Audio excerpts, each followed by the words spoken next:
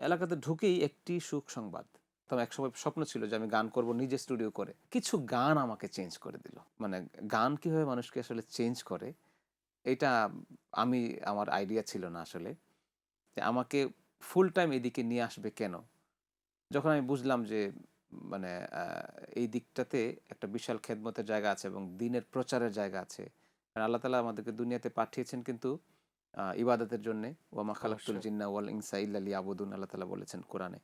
এবং আমরা যে ইবাদত করব আমাদের কিন্তু নিজেরা শুধু ইবাদত করলেই হচ্ছে না, আমাকে দাওয়াতি কাজ করাও কিন্তু আল্লাহ তাআলা ফরজ করেছেন যে আমি আমি অন্যকে ইবাদতে উদ্বুদ্ধ করা। তো এই জায়গাটাতে একটা গান শুনে মানুষ কাঁদছে, তার লাইফকে পরিবর্তন করছে এমনটাও অনেক বড় অর্জন। অনেক বড় একটা অর্জন। অবশ্যই। তো এই জায়গাটাতে আমি আমার কিছু গান, উল্লেখযোগ্য কিছু গান, যে গানগুলোতে আল্লাহ তাআলা এমন কিছু আমাকে দেখিয়েছেন যেটা আমি আশা করিনি, কল্পনা করিনি, কখনো আপনিও ভাবতে পারবেন না। যে আচ্ছা। এটা কি করে হইতে পারে? যেমন? যেমন যদি বলি, এলান যে আমার ১ম নাশিদ যেটা এলান, একদিন তোমারই নাম মসজিদে হবে এলান। এটা লিখেছেন প্রয়াত আ আমাদের আ আব্দুল কাদের হাওলাদার ভাই। আল্লাহ তাআলা উনাকে জান্নাতবাসী আমিন, করুন। আমিন। উনি চলে গেছেন বেশিদিন হয়নি। ১ বছর হলো। তো আব্দুল কাদের হাওলাদার ভাইয়ের লেখা গান এটা। উনি এটা আমাকে, আমি যখন গানটা গাই, আম এই গানটার শুটিং করব আমরা। এই গানটার শুটিং এবং রিলিজ হওয়া পর্যন্ত কিছু গল্প, কিছু ঘটনা ঘটে যায়। যে গল্পগুলো সচরাচর ঘটে না। কোনো গান নিয়ে ঘটার তো কোনো কারণে নেই। আমি জাস্ট এটা বলতেই হয় এজন্যে সামান্য একটু জি, বলছি জি। যে গানের শুটিং এর যাচ্ছি আমরা।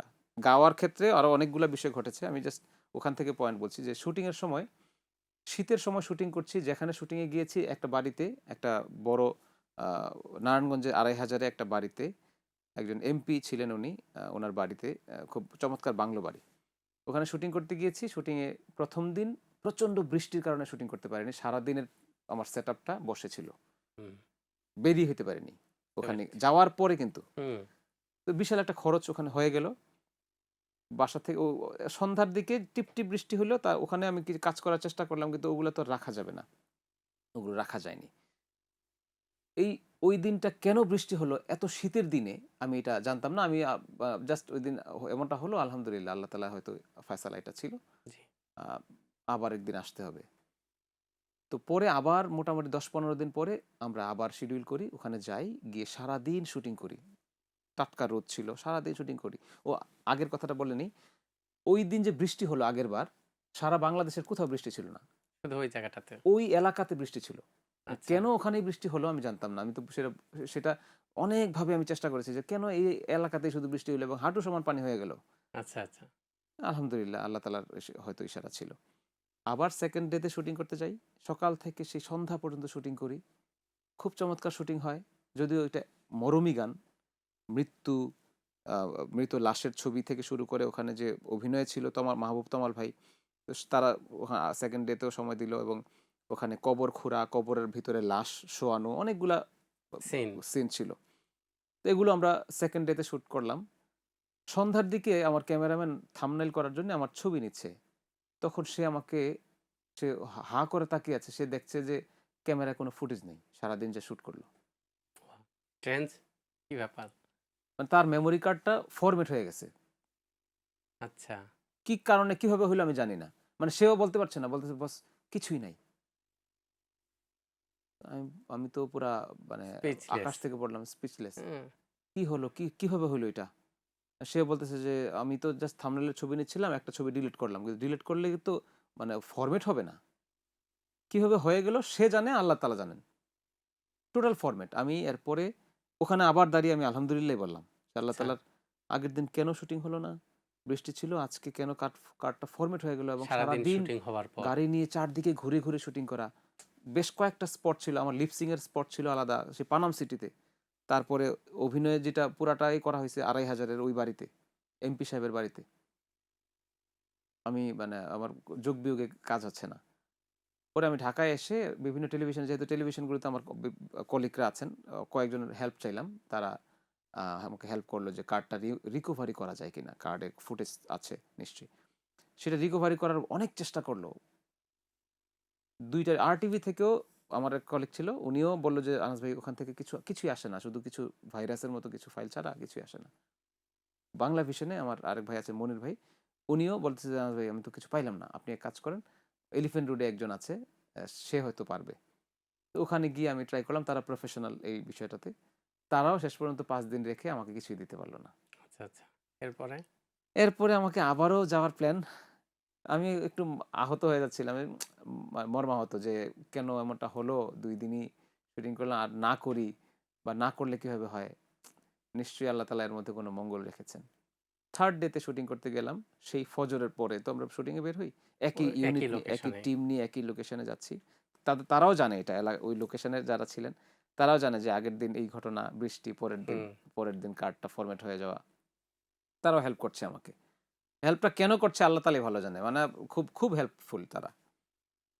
থার্ড ডেতে আমি যখন শুটিং করতে গেলাম, ওই এলাকাতে ঢুকেই, সেই কুয়াশাচ্ছন্ন এলাকাতে ঢুকেই একটি সুখ সংবাদ। এই আওয়াজটাই আমার গানের ১ম লাইন, ১ম আওয়াজ, ১ম ভিডিওর ১ম একটি সুখ সংবাদ। ওই যেটা রিয়েল হয়েছে সেটাই আপনারা আমি নিয়েছেন। বলছি না, ওইটা নেইনি। বাট আচ্ছা। একটি সুখ সংবাদটাই কিন্তু আমার মূল গানের এইটা। ও আচ্ছা, তো আচ্ছা। আমি ওখানে গিয়ে পৌঁছার পরে আল্লাহ তাআলাই আমাকে ভিজুয়ালাইজেশন করে দিচ্ছেন। যে আমার কানে বাজলো একটি সুখ সংবাদ। আমি আম মানে একটু সঙ্গে কেউ না কেউ মারা গেছে হয়তো। হইতেই পারে।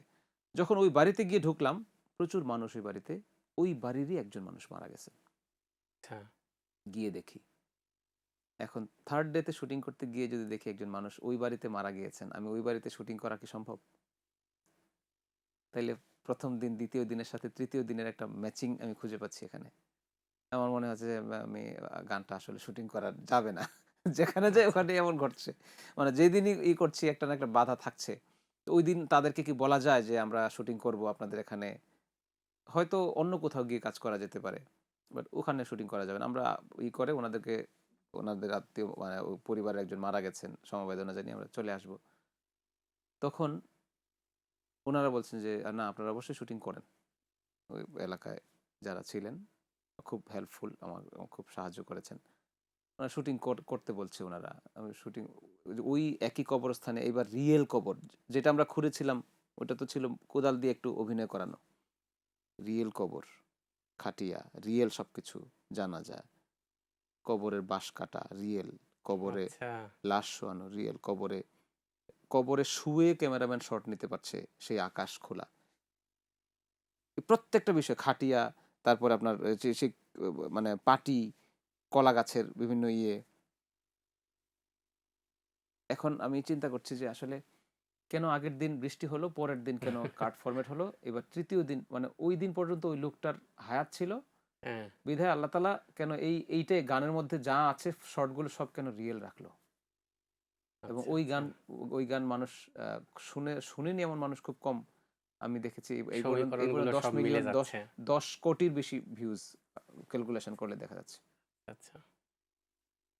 এইটা একটা গল্প না, এমন বেশ ৪-৫ টা গানে আমাকে প্রচুর গল্প আমার কাছে আসলো, যেটা আমার কাছে মনে হলো যে না, আমাকে মনে হয় যে আমি ছোট, আ আমার ৩০ বছর বয়সেই আমি ঢাকায় একাধিক বাড়ির জমি-টমি কেনা, কুমিল্লায় বাড়ি করা, অনেক কিছুর মালিক আল্লাহ তাআলা আমাকে বানিয়েছেন ৩০ বছর বয়সে।